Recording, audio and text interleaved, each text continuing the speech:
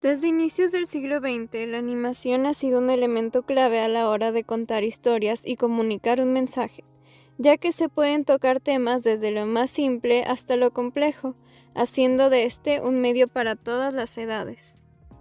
Lamentablemente en México, a pesar de tener el talento de grandes artistas y de contar tan cercanamente con la influencia de un país tan importante como lo es Estados Unidos, mucha de su historia se ha perdido, dejando huecos y una historia desprolija a lo largo de los años.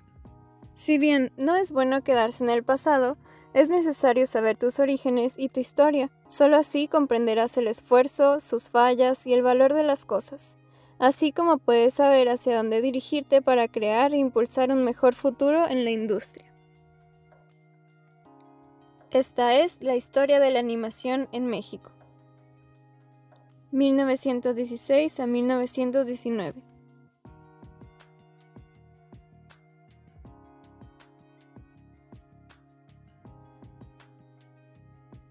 Aún se discute quién fue el primer mexicano en crear un corto animado. Algunos mencionan que fue en 1916 con un corto llamado Mi Sueño, y otros mencionan que fue Juan Artenac, quien en 1919 creó el rompecabezas de Juanillo, la cual fue la primer película cómica mexicana, quien animó una secuencia visual donde el personaje conocido como el Bruja colocaba las letras del abecedario hasta formar la palabra Excelsior al inicio de la película, 1927. Miguel Ángel Acosta se considera como un pionero de la animación mexicana, quien, según historiadores, a partir de 1927 creó cortos de menos de 30 segundos, muchos de los cuales eran exhibidos en los intermedios de las películas en los cines, y produjo alrededor de 200 cortos. 1934. En 1934 no se sabe con exactitud la cantidad, pero Salvador Pruneda creó uno o más cortos de su tira cómica Don Catarino y su apreciable familia, en colaboración con el guionista Carlos Fernández Benedicto. 1935 a 1939. En el año 1935 surge el primer estudio de animación en México, llamado Producciones ABA o ABA Color, el cual fue fundado por iniciativa de Alfonso Vergara, junto con Antonio Chavarría y Francisco Gómez. Son quienes finalmente producen el primer corto animado de México, el cual se tiene un registro formal, llamado Paco Perico. Pocos cortos se tienen registros hoy en día, pero dos de ellos fueron Los 5 cabritos y el lobo y Una noche de posada. Lamentablemente, este estudio cerró sus puertas en 1939 por problemas económicos, pero no deja de ser un estudio primordial y emblemático en lo que respecta a la animación mexicana. 1940. Carlos Sandoval, animador de ABA Color, y Bismarck Mier fundaron el estudio Don Quijote, pero debido a la falta de presupuesto, ningún cortometraje salió a la luz y tuvo que cerrar sus puertas para siempre. 1943. El siguiente estudio mexicano es fundado por Santiago Ricci y Mario Moreno Cantinflas, llamado Caricolor, en 1943. Este estudio tenía la pinta de ser un parteaguas en México, un estudio con presupuesto, ganas, creatividad y talento mexicano y extranjero, estos últimos ya estudiados dentro de su país en esa área. Se produjo un corto llamado Me voy de cacería, del cual no se tiene ningún metraje más que diseños de los personajes y algunos fotogramas. Lamentablemente, el estudio que iba a cambiar la animación en México tuvo que cerrar debido a que los trabajadores extranjeros fueron convocados para servir en la Segunda Guerra Mundial. 1947. Ignacio Sandoval, Claudio Baña y Carlos Sandoval, de las cenizas de Caricolor, pudieron comprar el material suficiente para fundar su propio estudio, llamado Caricaturas Animadas de México, en 1947, creando el noticiero cómico y una secuencia animada de un mosquito en la película El diablo no es tan diablo. 1952. En 1952, Richard Tompkins, al frente de un nuevo estudio llamado Dibujos Animados de México, consiguió un contrato para hacer 12 cortometrajes animados para una compañía estadounidense. Este hecho sienta el precedente de colaboración con una empresa norteamericana, misma que ofreció capacitación con animadores de experiencia y logró un producto aceptable, aunque tenía la finalidad de contrarrestar la influencia ideológica soviética.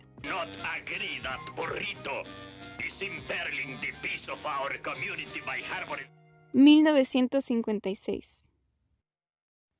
Algo importante a mencionar es que en 1956 se crea la rama de animadores del Sindicato de Trabajadores de la Industria Cinematográfica, sección 59, con cerca de 200 asociados, cuyo secretario fue Ramón Villarreal.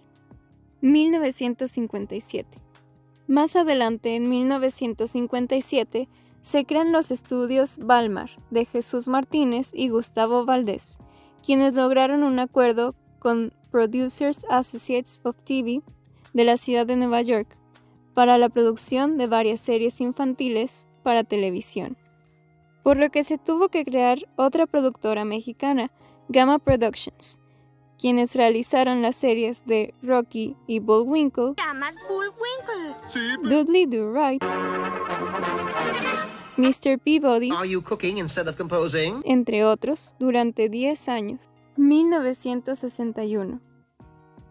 En 1961 inicia el estudio Producciones Omega de Fernando Ruiz, quien es también un nombre importante en la animación nacional, el cual mencionaremos más adelante nuevamente. 1969. En 1969, Alfredo Gutiérrez crea un piloto animado de Memín Pingüín, llamado El Diablillo Angelical. Pero, a pesar de ser del agrado de la creadora, ninguna casa productora se interesó en desarrollar tal proyecto.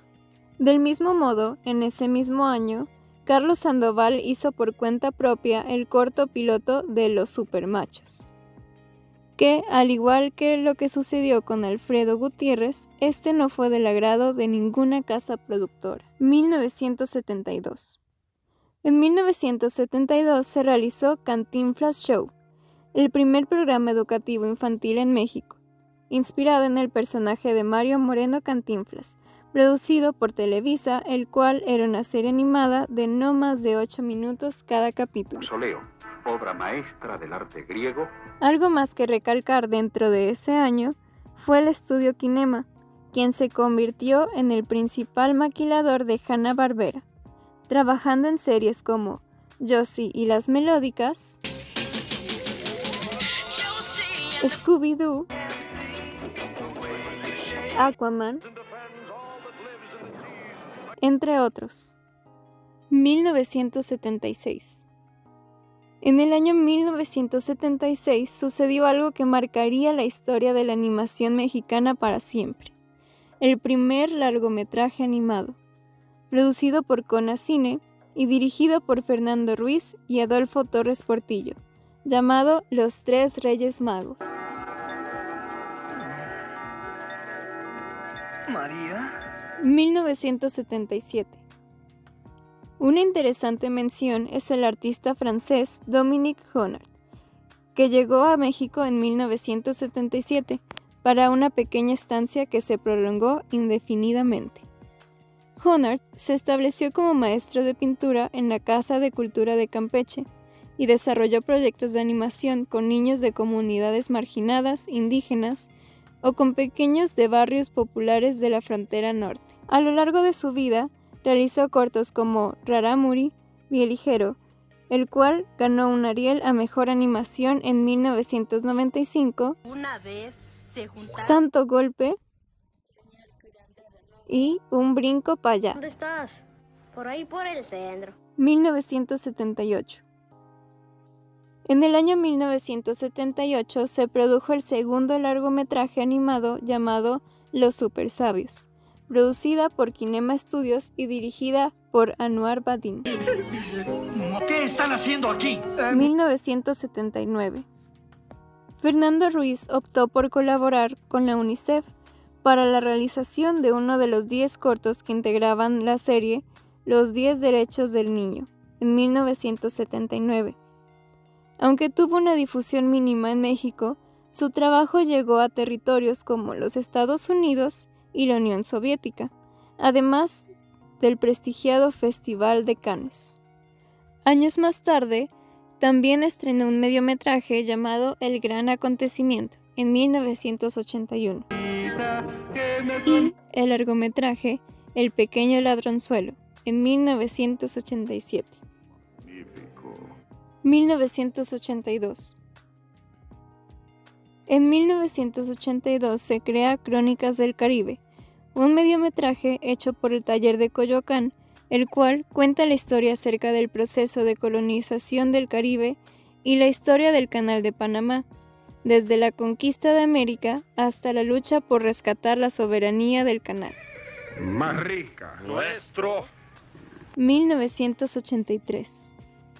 En 1983 se estrena Roy del Espacio, película creada por Héctor López Carmona. Lamentablemente, este largometraje contó con tantas críticas negativas debido a su pésima calidad que solo duró escasos días en cartelera en la Ciudad de México. 1984. Llegó el más grande éxito hasta el momento de la animación mexicana, llamada Katy la Oruga, la cual fue una colaboración con España, dirigida por José Luis Moro y Santiago Moro, producida por Televicine, sacando los diseños y la idea principal de Fernando Ruiz, el cual no se le dio los créditos correspondientes. Dicha película tuvo una secuela en 1988. 1994. El animador Carlos Carrera ya contaba con algunos cortometrajes en los 80s, pero no fue hasta el cortometraje El Héroe que se logró su más grande reconocimiento, ganando la Palma de Oro en el Festival de Cannes. 1998. Es importante mencionar que en el año 1998 surgió el primer personaje animado con tecnología 3D para el programa deportivo de televisión Los Protagonistas, quienes durante algunos eventos deportivos importantes mostraban una versión virtual en 3D de Ponchito, personaje reconocido del Wiri Wiri. La pastillita, compadre. 1999 a 2001. No fue hasta 1999 que se mostró un personaje para la serie de telenovela llamado Serafín, quien en 2001 tuvo una película con el mismo formato de la serie. Uno de los cortometrajes más emblemáticos de México y de los más caros se hizo en el 2001, llamado Hasta los Huesos. Es más recordado por su número de la canción La Llorona. Ese mismo año se crea uno de los 2 estudios más reconocidos de México, Huevo Cartoon, por Gabriel Riva Palacios y Rodolfo Riva Palacios, quienes comienzan con cortos animados. Para el 2006 comienza con su serie de largometrajes con una película de huevos. Sí, Coffee, órale, perdón, ya no se me olvida tu nombre, canal. 2002 al 2003. En 2002 se creó el siguiente de los estudios más emblemáticos de México y de América Latina, llamado Anima Studios, quienes en 2003 estrenaron su primera película llamada Magos y Gigantes, el cual fue el primer largometraje de animación digital hecho en México. Guara, ¿sabes qué hechizo le pediría al pergamino? Un hechizo. Anima Studios actualmente cuenta con más de 25 producciones realizadas y en proceso. Entre ellas, la famosa serie de largometrajes Las Leyendas. No soy un niño. Las películas de Don Gato. Usted es el afortunado ganador de una cosa. Ana y Bruno. ¿Eres tú? Y la serie animada de 135 episodios de El Chavo Animado. Además, ha hecho coproducciones internacionales que se ha distribuido en diversos países, como la serie Space Chickens in Space, distribuida por Disney XD en más de 15 países. 2007. Cabe resaltar que originalmente la primera película de Las Leyendas, en el 2007, Fue producida por el estudio Animex, y fue hasta las secuelas que estas pasaron a Anima Studios. Animex ha sido responsable de largometrajes como Nicté y La Revolución de Juan Escopeta. Mucho fui soldado. Algunos otros largometrajes digitales y series que, si bien no son un parteaguas, deben de ser mencionados ya que son parte de la historia, como por ejemplo, Los campeones de la lucha libre, Héroes verdaderos, Briges 3D, La familia de barrio, El ángel en el reloj. 2010. En el año 2010 pocos saben, pero se hizo historia con el mediometraje Tierra de Revolucionarios, siendo el primer mediometraje de 58 minutos completamente en 3D. Lamentablemente, solo por sus 2 minutos faltantes no puede ser considerada una película como tal, pero sin duda fue un gran paso a la animación mexicana. El mediometraje narraba momentos relevantes de la Revolución Mexicana ocurridos en el estado de Chihuahua, ya que fue realizado por el personal del gobierno del estado de Chihuahua a través del Instituto Chihuahuense de la Cultura. 2011. El primer largometraje 3D estereoscópico oficial de México fue la película llamada El Gran Milagro, en el año 2011. Fue dirigida por Bruce Morris y producida por Imagica Films. Sorprendentemente, esta película fue trabajada por alrededor de 10 personas, tomando en cuenta que normalmente una película animada en Disney cuenta con alrededor de 600 trabajadores. Esta película fue un verdadero milagro. Algo que crea confusión es la película Gaturro 3D, la cual fue una película argentina con más de un colaborador, entre ellos Anima Studios. La película se estrenó en Argentina en el año 2010, pero en México salió a la luz hasta el 2012. Así que, aunque fue una película que salió antes de El Gran Milagro, no se puede considerar la primera en animación 3D debido a su estreno tardío y que además no es 100% mexicana. ¡Hay que ayudarlo antes de que sea tarde! A partir de ahí, nació en México el deseo por hacer películas animadas en 3D, tales como Sbau, Joy Fluid, Selección Canina, El Americano The Movie, Día de Muertos. 2015. Regresemos un poco para mencionar este importante largometraje, Un gallo con muchos huevos, por Huevo Cartoon, en el año 2015, la cual no solo es la primera película mexicana en ser animada con CGI, sino que ha sido la película de animación mexicana más taquillera del país. 2022. En el año 2022 se estrena el primer documental mexicano completamente animado, llamado Mi casa está en otra parte, la cual cuenta 3 historias independientes que giran en torno al mismo eje, la migración. El corazón de la grande Babilón. México es caracterizado por luchar con uñas y dientes por lo que quiere. Desde hace algunos años se ha buscado producir una cinta llamada La Marca del Jaguar. Se acudió al Instituto Mexicano de Cinematografía en 6 ocasiones distintas, solo para ser rechazados en cada una de esas ocasiones. En 2014 también se solicitó ayuda al gobierno de Jalisco, pero negaron su ayuda ya que previamente se había ayudado a financiar otro filme de Diego Luna.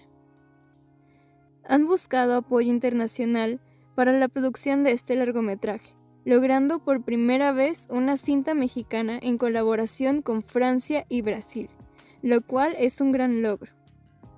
Este largometraje se espera estar terminado para mediados del 2024. Soy Xochipilli, el príncipe de las flores. Actualmente México cuenta con una gran plataforma, que cada año se hace más importante, llamada Pixelatl. Pixelatl cada año hace una convención donde se pueden encontrar diversos exponentes de la animación mexicana e internacional, y personas creativas buscando algún exponente interesado para financiar sus proyectos. De igual manera, personas externas pueden entrar para escuchar las conferencias y vivir la experiencia. De esta plataforma han salido exitosas series como Villanos de AI Studios y Los sustos ocultos de Frankelda de Cinema Fantasma. ¿Por qué no me lees el poema que acabas? Según el director de Pixelatl, José Iniesta, este año es el año récord de la participación mexicana dentro del Festival de Animación de Annecy. Hay más de 25 mexicanos participando. Tenemos 2 cortos en selección oficial, tenemos un proyecto de televisión en selección oficial, hay un largometraje en selección oficial fuera de competencia, tenemos un proyecto para pitching en el mercado audiovisual y bueno, tenemos también conferencias de mexicanos notables. Está Guillermo del Toro trabajando en el MIFA Campus y tenemos también la conferencia de Jorge Gutiérrez, que está presentando su nuevo trabajo que es Kung Fu Space Punch, y también va a mostrar un adelanto de su proyecto de realidad virtual con Google Spotlight de El hijo del jaguar. Entonces me parece que es muy relevante la participación, no solo en términos de visibilidad, porque estamos en todos lados, todo tipo de actividades, pero también los estudios mexicanos que están participando acá son estudios emblemáticos. Está René Castillo, Juan José Medina, León Fernández, Luis Patricio Salmón, etcétera. Entonces hay una participación muy sólida del talento mexicano que está proyectando al exterior. Eso me parece que es buenísima. Este comentario es suficiente para emocionar a cualquiera que sienta ese cariño por la animación en México. Sin embargo, aún falta mucho por hacer. A pesar de tanta historia, México sigue sin tener una industria de animación. Cuenta con algunas empresas relativamente grandes y con muchas empresas muy pequeñas. Incluso existen más personas que son animadores independientes buscando la manera de financiar sus proyectos. Aún falta para una industria sólida, ya que es un ambiente bastante desprolijo y desorganizado. Pero en estos últimos años hemos podido avanzar mucho más que lo que hemos hecho en todos los demás años anteriores. Creo que nuestro siguiente reto como país es empezar a producir a destajo, o sea, tener 20 producciones simultáneas, continuas, que cada año se estrenen 10 o 15 producciones, largometrajes, y tener series. Estar produciendo series para canales de televisión internacional todo el tiempo, porque eso va a generar una industria. Si no queremos tener fuga de talento, tenemos que darle a los creativos la oportunidad de trabajar en lo que les gusta hacer, y ese es nuestro siguiente reto, producir, empezar a producir. También menciona Jorge Gutiérrez, director de El libro de la vida. Es la época de oro de la animación en México. No solo se están haciendo películas nacionales, pero se están empezando a hacer colaboraciones con estudios extranjeros. Y preproducción en México, yo ya creo que está compitiendo con la preproducción de cualquier país. Y en producción estamos empezando a hacer cosas increíbles. Y creo que ahorita las escuelas de animación, por primera vez, ya están enseñando la parte técnica al nivel de lo que se está haciendo comercialmente y profesionalmente. Entonces creo que estamos en una época gloriosa. Nunca había habido más trabajo en animación. Entonces creo que México está en el momento exacto para aprovechar este tiempo. Cada año el nivel de calidad en series, cortometrajes y largometrajes mejora, y la cantidad de igual manera va aumentando. México en este momento está en un punto vital para cambiar el rumbo de la animación totalmente. La pregunta es, ¿se logrará?